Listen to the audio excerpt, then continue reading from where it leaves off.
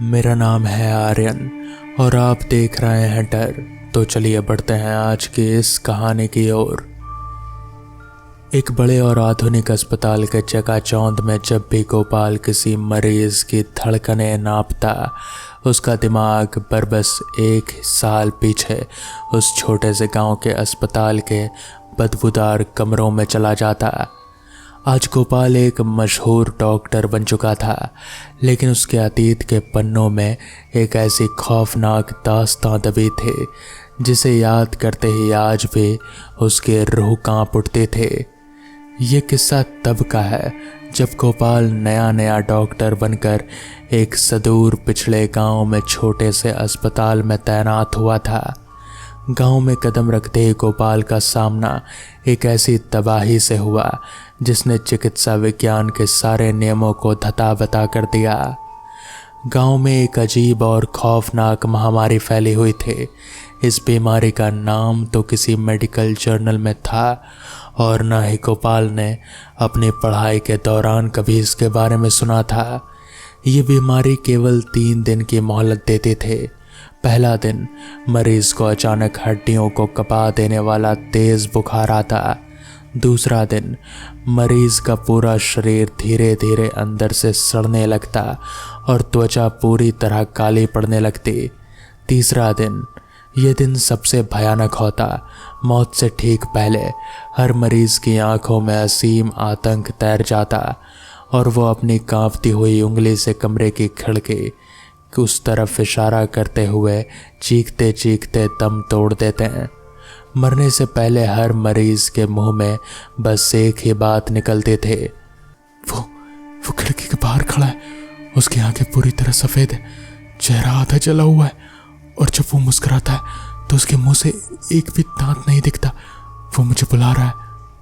शुरुआत में तो गोपाल ने इसे एक नॉर्मल वायरल फीवर और मरीजों का हेल्यूसिनेशन समझा, लेकिन जब एक ही हफ्ते के भीतर 10 तड़पती हुई लाशें अस्पताल से बाहर निकलीं तो डॉक्टर गोपाल के पैरों तले ज़मीन खिसक गई।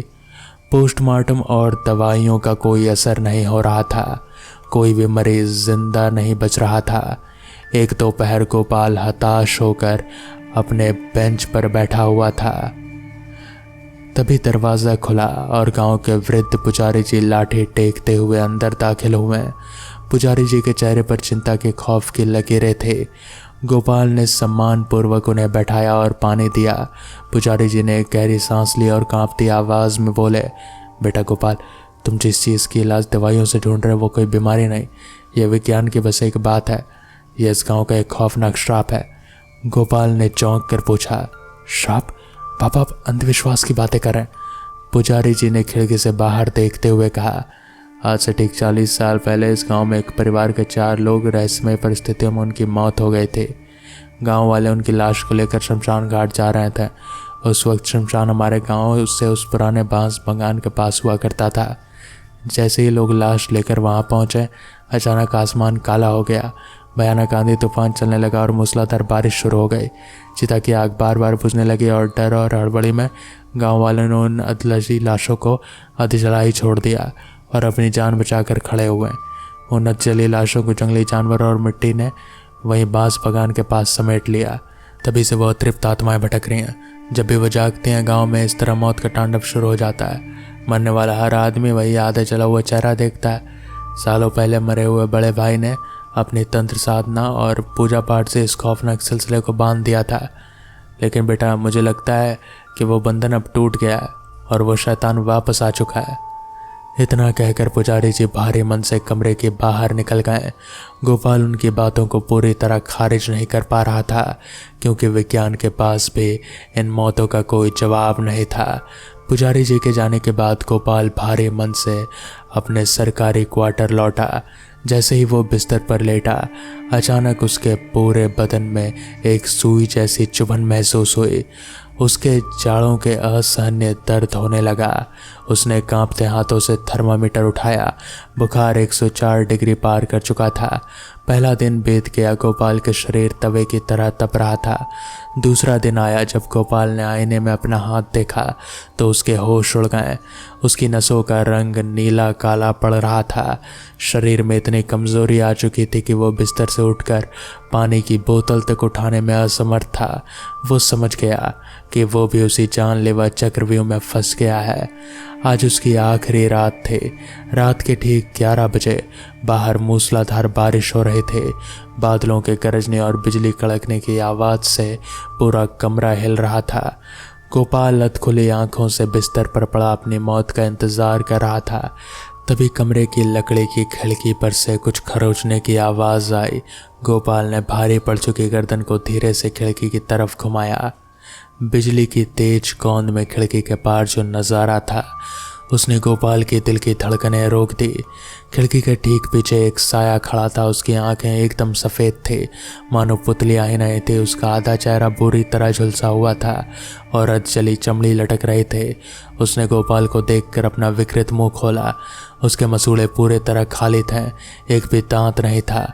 वो बिना दांतों के मुंह से गोपाल को देखकर एक खौफनाक बिना आवाज़ वाली हंसी हंस रहा था। गोपाल डर के मारे चीखना चाहता था, लेकिन उसके गले में से आवाज़ नहीं निकली। उसने हिम्मत जुटाई और खिड़की से दूर भागने के लिए दरवाजे की ओर बढ़ा, लेकिन जैसे ही उसने दरवाजे की तरफ देखा उसकी रूह कांप गई। दरवाजे के पास भी ठीक वैसा ही आधा जला हुआ दूसरा साया खड़ा था। धीरे धीरे कमरे की दीवारों को चीरते हुए वैसे ही 3-4 साए अंदर दाखिल होने लगे। वो सभी उस अभागे परिवार के भूत थे जिन्हें 40 साल पहले अधूरा जलाकर छोड़ दिया गया था। कमरा बर्फीला ठंडा हो चुका था। गोपाल ज़मीन पर गिर पड़ा। मौत उसे अपने आगोश में लेने ही वाली थी कि अचानक कमरे का मेन दरवाज़ा एक झटके से खुला। हाथ में गंगा जल का कमंडल और जलती हुई धूप बत्ती लिए पुजारी अंदर में दाखिल हुए। उन्होंने कमरे में कदम रखते ही ज़ोर ज़ोर से पवित्र मंत्रों का उच्चारण शुरू कर दिया। जैसे ही मंत्रों की गूंज और धूप की खुशबू कमरे में फैली, वो खौफनाक साए असहनीय चीख मारते हुए खिड़की के रास्ते पीछे की ओर भाग खड़े हुए। गोपाल फर्श पर पड़ा हाँफ रहा था। उसका शरीर अभी भी तवा से तप रहा था, लेकिन नसों में दौड़ता हुआ वो सुन्न कर देने वाला जहर थम चुका था। पुजारी जी ने आगे बढ़कर गोपाल के माथे पर विभूति लगाई और सूखे होंठों से गंगा जल की कुछ बूंदें छुआई। गोपाल के बेदम शरीर में थोड़ी चेतना लौटी। उसने कांपती आवाज़ में पूछा, बाबा क्या वो चले गए? पुजारी जी ने गंभीर चेहरा हिलाया। उनके माथे पर पसीने की बूंदें चमक रहे थे। उन्होंने गोपाल का हाथ पकड़कर उठाया और गहरी भारी आवाज़ में कहा, नहीं बेटा, ये सिर्फ कुछ घंटों की मोहलत है। सुबह सूरज उगने से पहले यह मंत्र बेअसर हो जाएगा। वो साहब फिर लौटेंगे और इस बार वो सिर्फ तुम्हारी नहीं, पूरे गाँव की बलि लेंगे। हमारे पास वक्त बहुत कम है। गोपाल ने हाँफते हुए पूछा, तुम क्या करें? क्या कोई रास्ता नहीं? पुजारी जी ने आंखें खिड़की से बाहर की तरफ घने अंधेरे में तैरते हुए बांस के बंगान की तरफ टिका दी। उन्होंने कहा, इस संकट से बचने का केवल एक ही मार्ग है बेटा। हमें एकजुट होकर बिना पल गवाए सबसे पहले मेरे बड़े भाई तांत्रिक भद्रनाथ के पास जाना होगा। उन्होंने अंदर सहित यहाँ लेकर जाना होगा। आज से 40 साल पहले उन्होंने ही अपनी साधना के बल पर इन अतृप्त आत्माओं को बांस के बगान की मिट्टी में बांधा था। केवल वही जानते हैं कि इस टूट चुके बंधन को दोबारा कैसे स्थापित करना है। उनके बिना हमारी मौत तय है। अगली सुबह जब सूरज की पहली धुंधली किरण गांव पर पड़ी तो गोपाल और पुजारी जी के मंदिर के घंटे को बजाकर पूरे गांव के चौपाल पर इकट्ठा किया। गोपाल का चेहरा अभी भी पीला था और उसकी काली पड़ती हुई नसें इस भयावह रात की गवाह थीं। पुजारी जी ने कांपती लेकिन दृढ़ आवाज़ में रात का पूरा सच गांव वालों के सामने रख दिया। जैसे ही उन्होंने बताया कि 40 साल पुराना वो श्राप आ चुका है और डॉक्टर गोपाल खुद उसकी चपेट में है, पूरी भीड़ ने एक सन्नाटा पसर गया। नहीं, ये नहीं हो सकता। एक बुजुर्ग ग्रामीण के हाथ से लाठी छूट गई। यानी वो अचला परिवार वापस आ गया। महिलाओं ने डर के मारे अपने छाती से बच्चों को भींच लिया। गांव के नौजवान जो अब इन बातों को अंधविश्वास मानते थे, डॉक्टर गोपाल की काली पड़ती त्वचा और बुझती आंखों को देखकर थर थर कांपने लगे। पूरे गांव में मौत का एहसास, खौफनाक माहौल फैल गया कि हवा भी भारी महसूस होने लगी।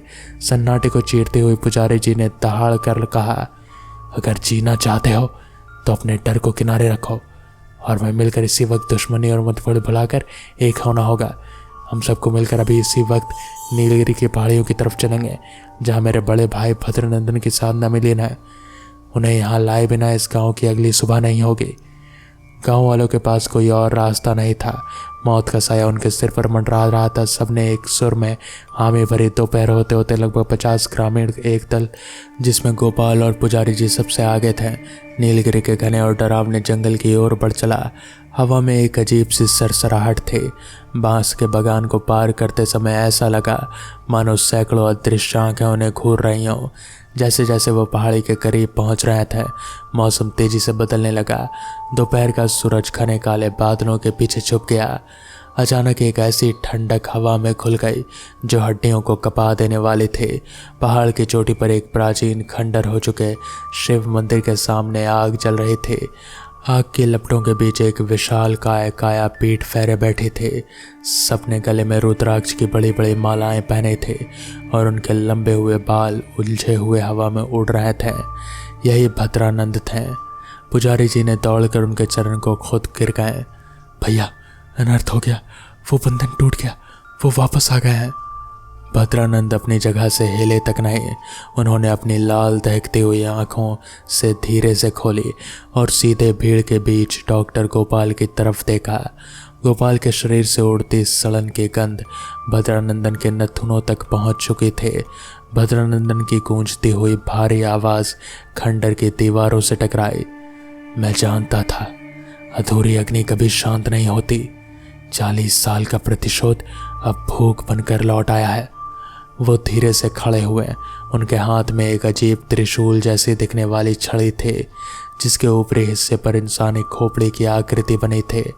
उन्होंने गोपाल की आंखों में झांका और बोले, तुम अभी जिंदा हो डॉक्टर, क्योंकि तुम्हारी किस्मत में तुम अभी भी जिंदा हो, क्योंकि तुम्हारी किस्मत में अभी भी इस गांव की तबाही देखने के लिए बाकी है। चलो, आज की रात तो वह तृप्त आत्माएं हमेशा के लिए राख हो जाएंगी, या फिर पूरा गांव शमशान बन जाएगा।